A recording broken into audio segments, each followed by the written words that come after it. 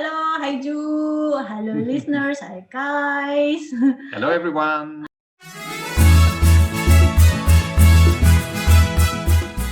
Gue Laras, kemarin pernah maju sebentar podcast tentang kerjaan yang dilakukan setiap hari. Sekarang sama Tom aja berdua. Ini si Mr. Fing yang gue bilang. Halo Mr. Fing. Hello, yeah, This is thank you. Juwita. Juwita is my old school friend. Yeah. We had been at the same junior high school and senior high school, Yeah. right? Yeah. Yeah, but we visited a different university, and then we met again at the same TV station in Tendean. Yeah. We worked together, and then after that I left and I worked at the hotel and I met you. So, what's the beautiful story behind this happy family That's it, life yeah. in Graz?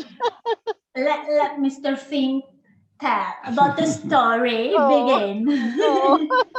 Well, yeah, no, it's not so difficult. So I was working for a big technology company, a German international company. Depannya S, belakangnya S.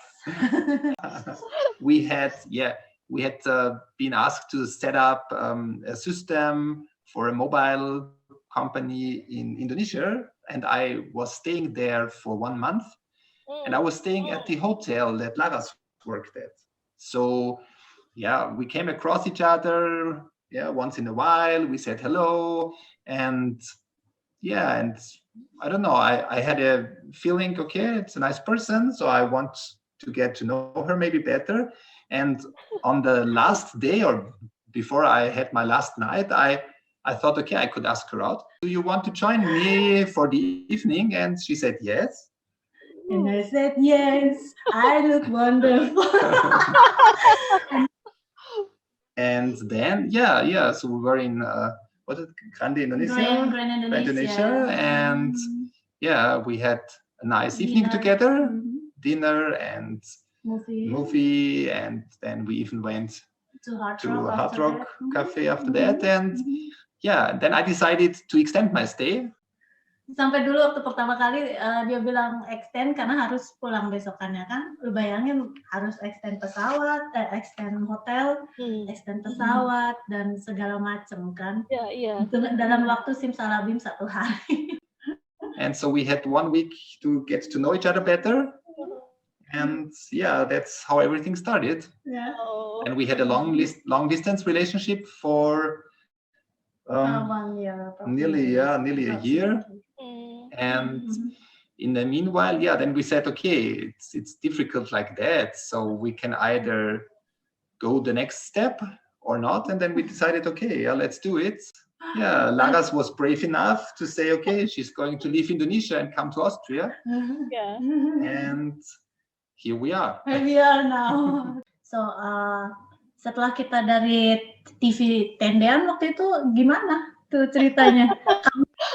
Universitas ini, ngambilnya ini, terus udah gitu kerjanya ini sampai sekarang. Can you tell us?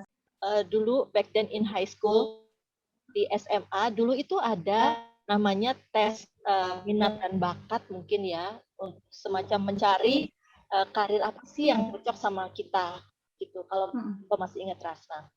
Waktu itu tes gue itu hasilnya adalah karir yang cocok untuk gue itu pekerjaan yang public relations, psikolog, terus guru, teacher gitu.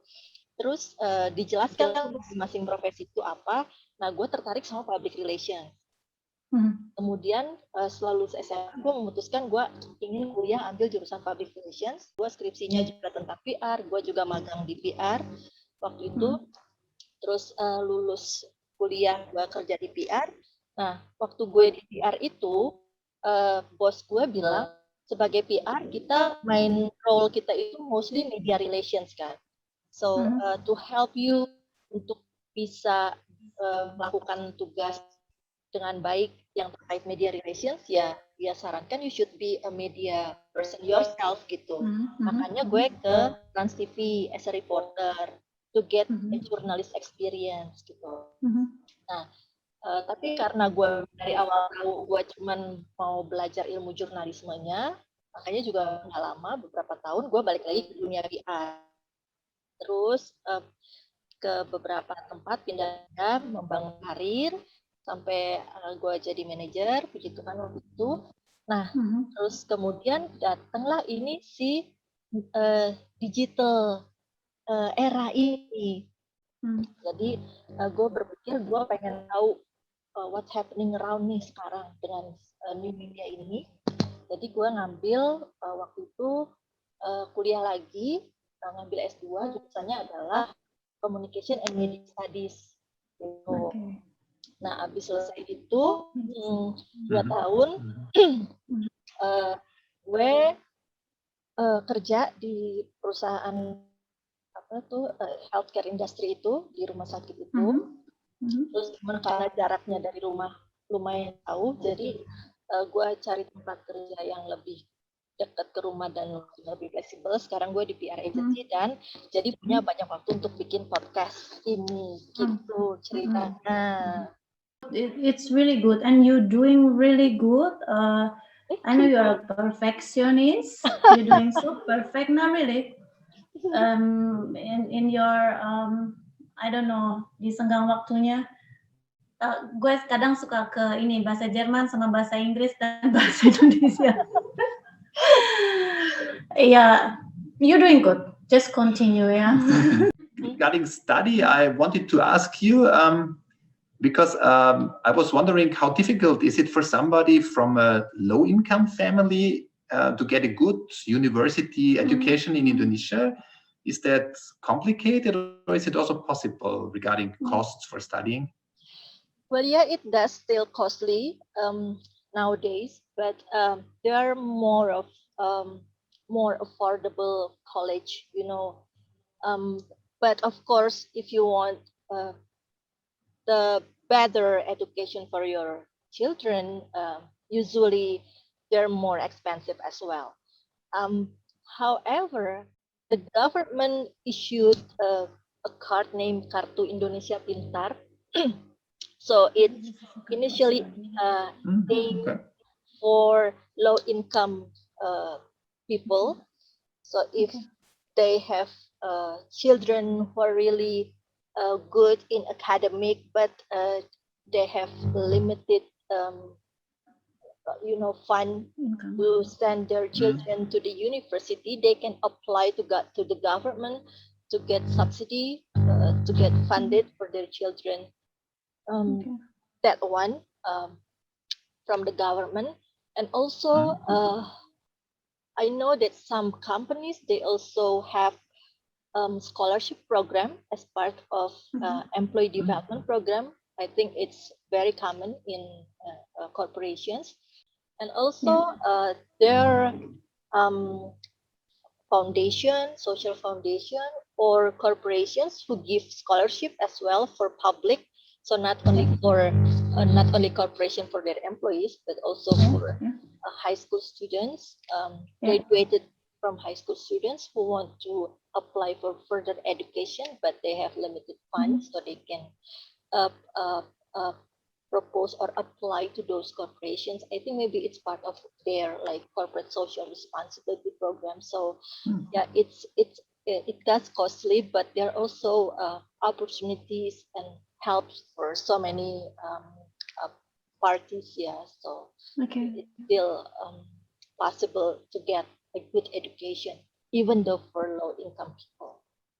I heard that in some European countries, it's even free for higher education. Is it? Yeah. So I think in Austria at the moment you have to pay a small fee, but it's not really so much. So it's really quite affordable.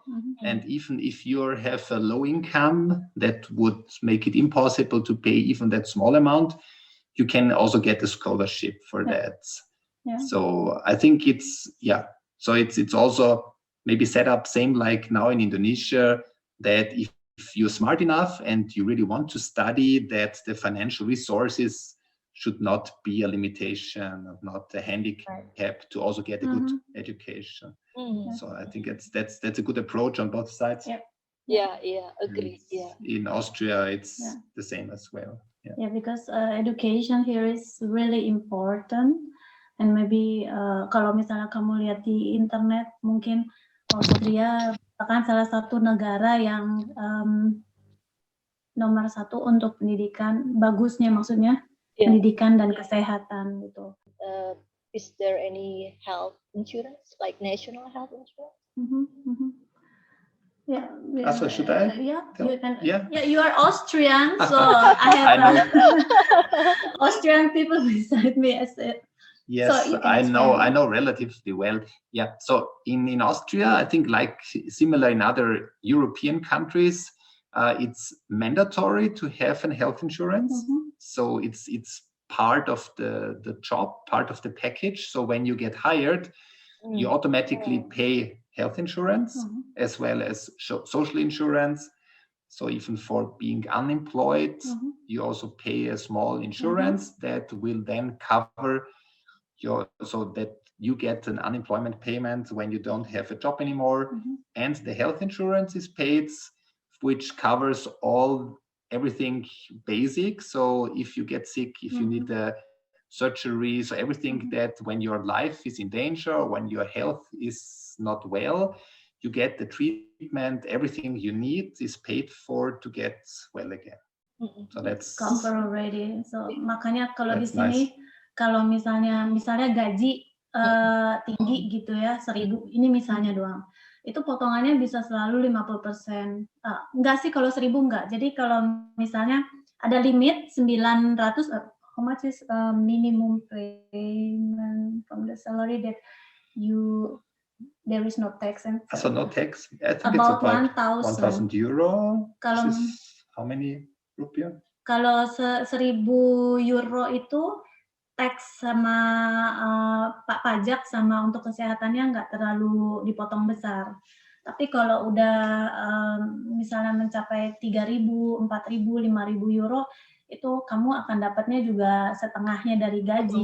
Karena ya untuk dipotong pensiun, untuk dipotong kesehatan, tax, pajak, dan berbagai macam.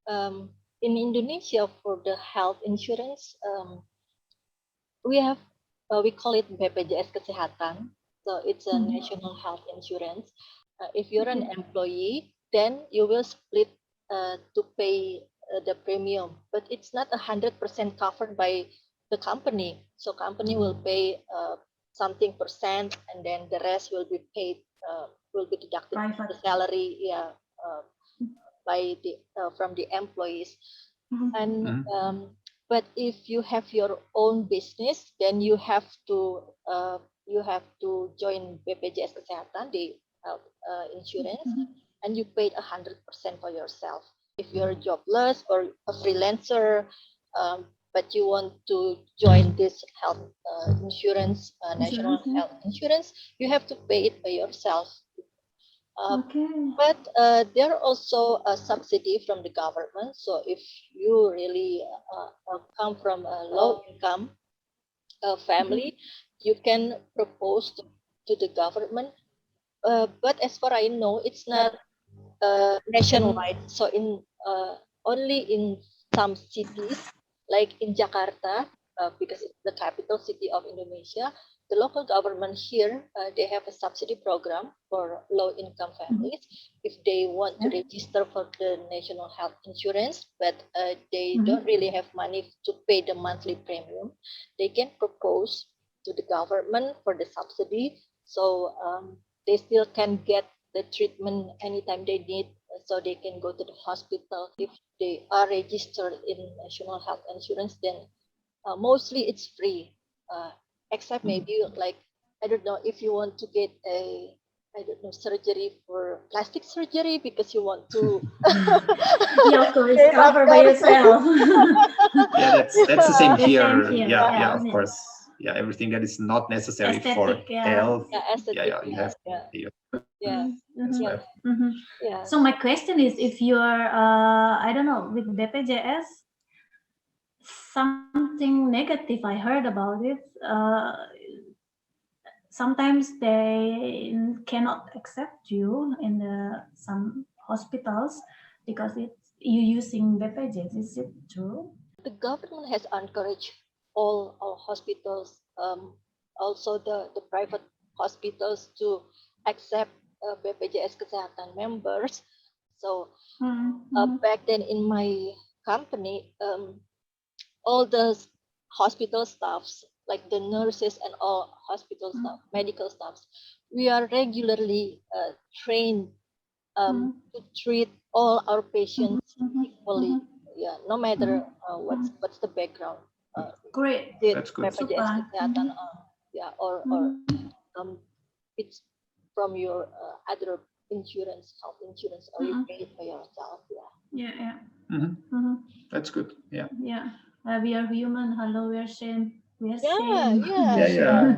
Everybody deserves the same attention. The same health, the same care. Yeah. I also heard that it could be a little complicated for foreigners to build up a business in Indonesia, or is this, I don't know, maybe it's already easier. I already was in touch. I had a small dream about a software company in Indonesia once upon a time. Yeah, he had last year. Last year, no, so some years ago. Yeah, and but at that time, to me, it sounded like it's a little bit complicated and difficult. If investors are coming, do they need to worry about inflation in Indonesia? The last 3 or 5 years, the inflation is quite under control. It's around 2.5 to 3.5%.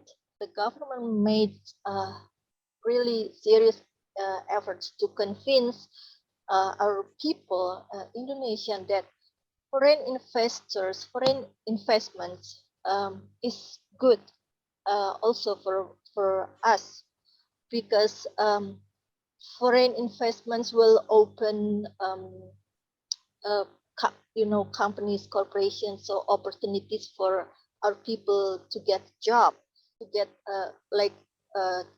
knowledge transfer. So with the foreigners come with the investments, doing the operations here, we can learn anything, like in manufacturing or in startup industry or in technology, everything. So we can learn also from our fellow colleagues from abroad.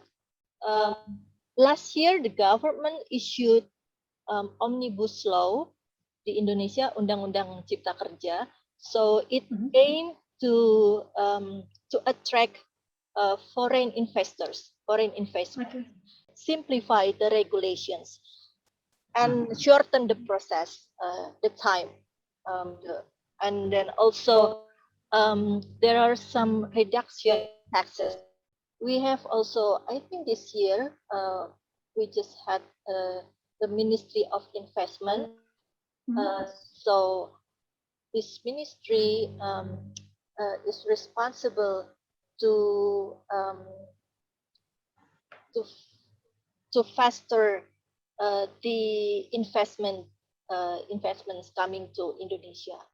They have a quite ambitious target for this year to bring a certain amount of investment from foreigners. So Indonesia is now improving ourselves internally, and in fact, I heard that many foreign investments are now coming to Indonesia. Like we have Google, we have quite big names investing in Indonesia recently.